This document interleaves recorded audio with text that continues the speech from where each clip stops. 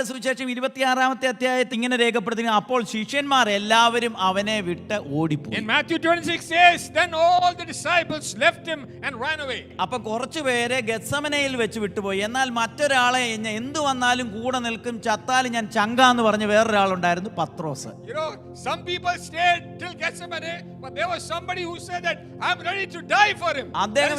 അദ്ദേഹം കോർട്ട്യാർഡ് വരെ വന്ന മനുഷ്യനായിരുന്നു. 74-ാമത്തെ വാക്യത്തിൽ ഇങ്ങനെ പറയുന്നു, ആ മനുഷ്യനെ ഞാൻ അറിയുന്നില്ല എന്ന് ചങ്കായിരുന്ന പത്രോസ് പറയുകയാണ്. You know, Peter he left after him till the courtyard. He followed him.